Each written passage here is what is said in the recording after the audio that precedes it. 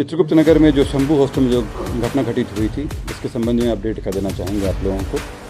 आप लोग अवगत हैं कि 9 तारीख को एक युवती जो वहाँ पे नीट की तैयारी कर रही थी, वो बेहोशी की हालत में अपने कमरे में पाई गई थी, जिनको इलाज के लिए तुरंत हॉस्पिटल ले जाया गया था।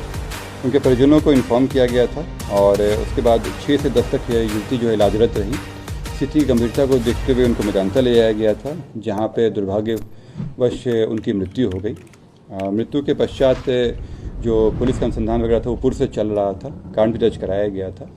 इसमें जो डॉक्टर का इलाज किए थे, जो गायनेकोलॉजिस्ट थे और जो डॉक्टर्स ने प्रिस्क्रिप्शन वगैरह था, वो सब पुलिस को प्राप्त हुआ है।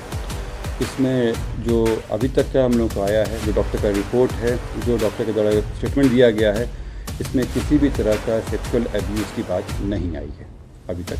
पोस्टमार्टम रिपोर्ट अभी नहीं मिला है। पोस्टमार्टम रिपोर्ट आने के बाद इस चीज़ पे पूर्ण विराम लगेगा, परंतु जो अभी तक का प्राइमा फेसी है डॉक्टर का रिपोर्ट, डॉक्टर के जो जांच कराए गए हैं, जो डॉक्टर का प्रिस्क्रिप्शन वगैरह है, विभिन्न डॉक्टरों के यहाँ पे जांच हुआ है, कहीं पे भी इस तरह की बात नहीं आई है। इसमें उनका जो मृतिका है, उनका जो फ़ोन हम लोग को मिला था, फ़ोन में बताया, जब हम लोगों ने सर्च हिस्ट्री देखा तो सर्च हिस्ट्री से ये दिखता है कि वो कुछ दिन पहले से सर्च कर रही थी कि नींद की दवाई से सुसाइड से संबंधित वो सर्च कर रही थी। उसमें साइनाइड वगैरह का भी इसमें ज़्यादा सर्च किया गया था। इसके अतिरिक्त जब उनका इलाज चल रहा था तो उनके यूरिन टेस्ट भी कराया गया था। यूरिन टेस्ट में भी नींद की दवा का होने की पुष्टि हुई है। इसके अतिरिक्त जो अन्य मामले हैं, जैसे वहाँ पे हम लोग सीसीटीवी फुटेज था, वो सब का भी अवलोकन किए हैं। तो अभी तक में इस पूरे घटनाक्रम में अभी तक जो आरोप लगाया जा रहा था कि सेक्सुअल असॉल्ट का, उसकी कोई पुष्टि नहीं हुई है, लेकिन पोस्टमार्टम रिपोर्ट आने के बाद ही इसमें क्लैरिटी आ पाएगी। लेकिन कल जो बवाल हुआ सर, मैं उसका कौन था जो पीएम केस में पोस्टमार्टम रिपोर्ट मैं आता पहले ही हूँ बता दिया गया? नहीं, मैं आता हूँ उस पर, मैं आता हूँ उस बात पे।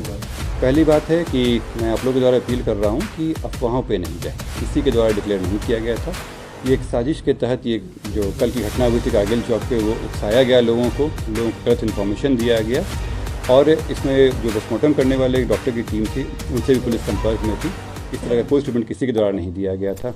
ये एक साजिश के तहत, ताकि इसका एक मुद्दा बनाया सके और उनके परिवार के जो मानसिक स्थिति को देखते उनसे खिलवाड़ किया गया। ये अभी तक के पुलिस रेड में कहीं पे भी ये चीज़ नहीं आया। पुलिस के द्वारा भी बार बार इसमें अपडेट दिया जा रहा था। जो चीज़ें थी, इस चीज़ों का एक षड्यंत्र के तहत इस्तेमाल किया गया और जो पब्लिक थे वो उन लोगों को ये बहला फुसला कर अपना पक्ष, अपना उल्लू सीधा करने के लिए कुछ बहुत ही लिमिटेड लोगों के द्वारा ये कार्य किया गया था।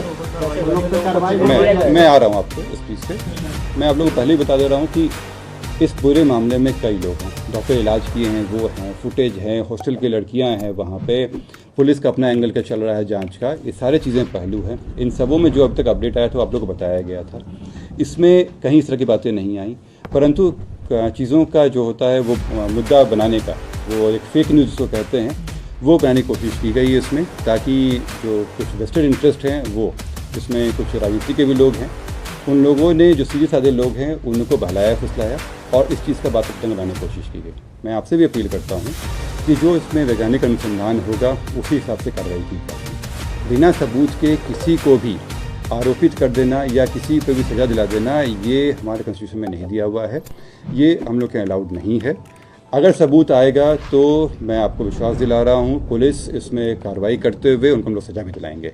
पूर्व में भी दिलाई गई है, इसमें भी, परंतु अभी तक का जो आया है वो अपडेट आप लोगों को दे दिए हैं।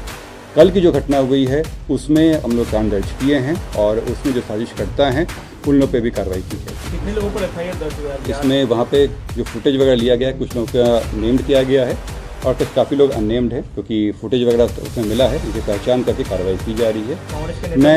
मैं आप लोगों को ये कहना चाहूँगा इसमें कि आप लोग भी अपने विवेक का इस्तेमाल करें और खुद भी देखें कि क्या है। भावनाओं में बहकर डिसीजन नहीं लें।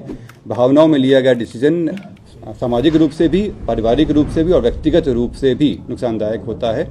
जो फैक्ट्स हैं वो सारे आपके सामने हैं। स्वयं का डिसीजन लें, किसी के इन्फ्लुएंस में आके कार्य घटना नहीं कर दें। खास करके मैं छात्रों से अपील करूंगा कि वो इस तरह की घटनाएं नहीं करें, उनके भविष्य में इसका बुरा असर पड़ता है। कांग्रेस के नेता पर भी एफआईआर हुआ है सर? मैंने बताया कि आपको हॉस्टल का सीसीटीवी फुटेज अवेलेबल है हमारे पास। उसमें वहाँ के जो बच्चियाँ थी उनका भी बयान लिया गया है। उनका सर्च हिस्ट्री हमारे पास अवेलेबल है, मेडिकल रिपोर्ट है, जो डॉक्टर इलाज किए उनका रिपोर्ट अवेलेबल है। वो सभी के बयान पे हम लोग जो अभी तक का फैक्ट है वापस रखा गया है। बाकी अगर भविष्य में कुछ आता है तो उस हिसाब से कार्रवाई होगी। कल वाले मामले में कांग्रेस के नेता भी थे वहाँ पे। जैसे मैंने बताया कि इसमें कई लोगों की पहचान की गई है। इसमें कुछ लोगों के द्वारा जो उसमें कार्रवाई जो अफवाह फैलाया गया है उनको हम लोग चिन्हित किए हैं, उनको भी कार्रवाई करेंगे। इसमें कई लोग हैं, उसमें कुछ ज्ञात लोगों पे भी है और कुछ अज्ञात पे भी किया गया है, क्योंकि फुटेज वगैरह हम बताया उसमें 12-13 लोग से ज़्यादा नेम्ड हैं और काफ़ी अननेम्ड लोग हैं, क्योंकि फुटेज वगैरह लिया गया है और वहाँ पहचान किया जा रहा है।